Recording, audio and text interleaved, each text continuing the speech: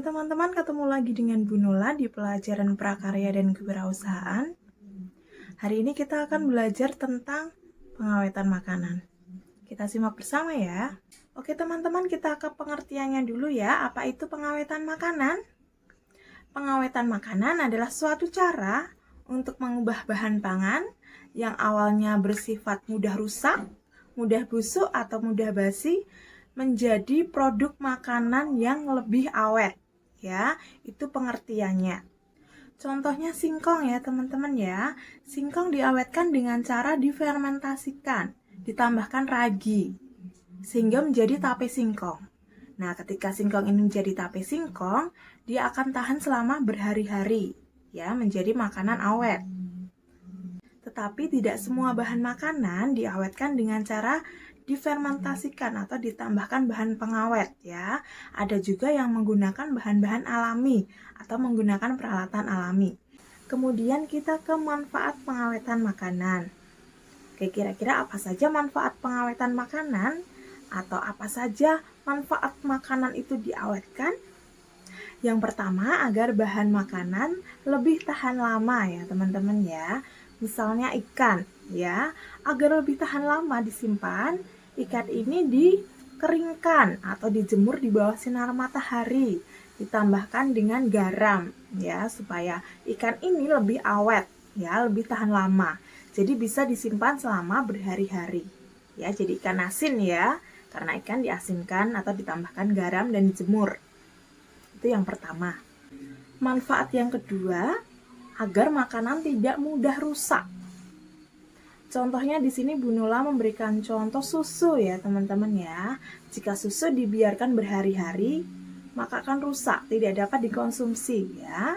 Tetapi ketika susu itu diberi bakteri atau difermentasikan menjadi yogurt atau susu fermentasi, itu akan tahan atau awet selama berhari-hari. Ya, itu yang kedua. Yang ketiga, mencegah makanan mudah busuk. Misalnya telur ya teman-teman ya. Jika telur disimpan lama, bisa menjadi busuk. Ya, kemudian telur itu kita awetkan dengan cara ditambahkan garam menjadi telur asin. Nah, jika sudah menjadi telur asin, maka dapat disimpan selama berhari-hari atau menjadi makanan awetan. Itu yang ketiga. Yang keempat, yang terakhir adalah agar kualitas tetap terjaga. Misalnya dengan cara atau diawetkan dengan cara dibekukan ya teman-teman ya. Misalnya sayuran beku, kemudian ikan beku. Nah, itu diawetkan, dibekukan supaya lebih awet, tahan lama, tetapi kualitasnya tetap terjaga. Itu adalah manfaat-manfaat dari pengawetan makanan. Hari ini kita akan belajar tentang 3 teknik pengawetan makanan ya teman-teman ya. Yang pertama adalah dengan bantuan alat, jadi teknologinya sudah maju. Nah, kita dengan bantuan alat. Yang kedua, dengan alami, teknik alami. Dan yang ketiga adalah dengan bahan pengawet ya, ditambahkan bahan pengawet di dalamnya. Itu adalah 3 teknik yang akan kita pelajari hari ini. Kita ke teknik yang pertama ya teman-teman ya, teknik pengawetan makanan dengan bantuan teknologi. Kira-kira contohnya apa saja? Yang pertama adalah spray dryer atau teknik pengeringan semprot. Ya, spray dryer ini adalah teknik di mana kita memanfaatkan gas panas sehingga menghasilkan produk makanan yang berupa bubuk ya teman-teman ya. Bisa bubur bayi atau minuman-minuman serbuk dan lain-lain. Pokoknya yang berupa bubuk. Itu adalah spray dryer. Yang kedua adalah teknik evaporasi. Apa itu teknik evaporasi? Evaporasi adalah pengurangan zat cair pada suatu bahan makanan ya. Jadi kadar airnya dikurangi di situ. Contohnya teknik evaporasi adalah jus konsentrat. Teman-teman tahu jus konsentrat? Jus konsentrat adalah cairan yang diambil dari suatu bahan makanan, bisa dari buah atau bisa dari sayur ya. Itu adalah teknik evaporasi. Yang ketiga adalah sterilisasi. Apa itu sterilisasi? Sterilisasi adalah proses menghilangkan semua jenis mikroorganisme yang ada. baik dalam bahan makanannya maupun nanti dalam kemasannya ya teman-teman ya. Jadi disterilkan menggunakan teknik ultra high temperatur. Sehingga produk yang dihasilkan adalah makanan atau minuman dalam kemasan Tetra Pak. Contohnya susu, sari buah, dan lain-lain. Itu adalah sterilisasi. Yang keempat adalah pasteurisasi. Apa itu pasteurisasi? Pasteurisasi adalah proses memperlambat pertumbuhan mikroorganisme pada bahan makanan. Ya, kalau sterilisasi tadi menghambat atau membunuh bakteri, sedangkan pasteurisasi adalah memperlambat proses pertumbuhan. Contohnya di sini adalah susu pasteurisasi.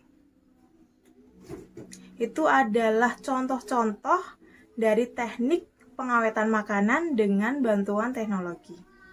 Kita masuk ke teknik pengawetan makanan yang kedua ya, dengan cara alami. Apa saja teknik-teknik yang digunakan dalam pengawetan alami ini? Yang pertama adalah penggaraman atau menambahkan garam di dalamnya. Ya, contohnya di sini adalah telur asin dan ikan asin. Itu adalah penggaraman. Dengan menambahkan garam akan memperlambat pertumbuhan mikroorganisme yang ada ya, sehingga makanan menjadi lebih tahan lama atau lebih awet. Itu adalah penggaraman. Yang kedua adalah pendinginan atau pembekuan ya. Jadi di sini bahan-bahan makanan dibekukan ya supaya kualitasnya tetap terjaga, supaya lebih awet dan tahan selama berhari-hari. Ya, contohnya misalnya ada ikan, sayuran, seafood dan lain-lain ya, teman-teman ya. Kemudian pengasapan ya, teman-teman ya. Jadi bahan makanan diasapkan atau menggunakan bantuan asap.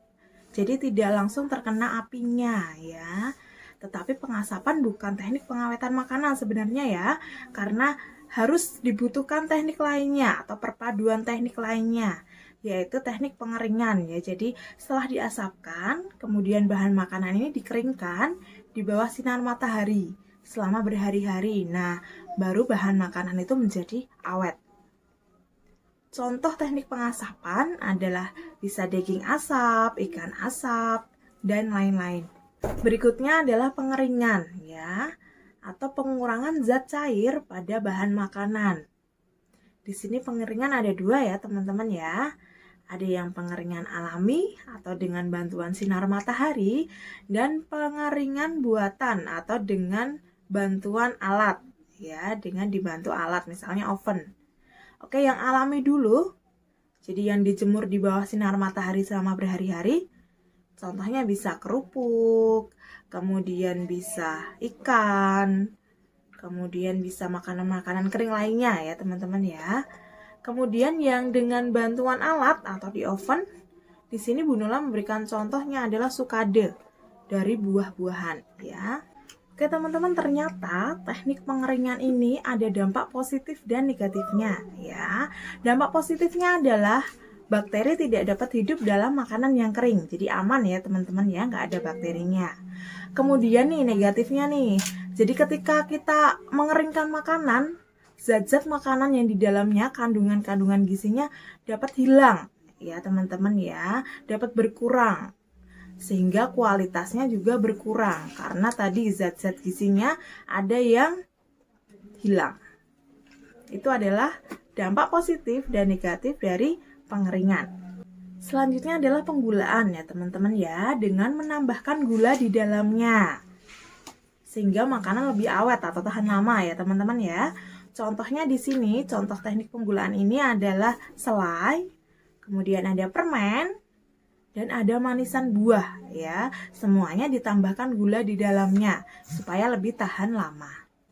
Oke teman-teman, itu tadi adalah contoh teknik pengawetan makanan dengan cara alami ya. Yang terakhir adalah dengan menambahkan bahan pengawet ya, atau dengan cara difermentasikan. Contohnya di sini ada tape singkong, tape ketan, nata de coco, yogurt, susu fermentasi, dan yang terakhir adalah wine ya. Itu adalah contoh-contoh makanan atau minuman yang diawetkan dengan cara difermentasikan atau ditambahkan bahan pengawet di dalamnya. Hari ini kita sudah belajar tentang teknik-teknik pengawetan makanan ya. Ada pengertiannya, kemudian manfaat, dan teknik-tekniknya serta contoh-contohnya di dalamnya ya. Apakah teman-teman sudah paham semuanya? Apabila ada yang ditanyakan, silahkan langsung ditanyakan ke Bu Nula ya teman-teman ya. Bisa lewat WA, bisa line, atau DM Instagram Bu Nula juga boleh ya. Atau telepon langsung Bu Nula juga boleh ya. Silahkan ditanyakan apa yang kalian belum mengerti. Terima kasih teman-teman sudah menyaksikan video Bu Nula dari awal hingga akhir. Semangat belajar, Tuhan Yesus memberkati. Terima kasih teman-teman. Sarange.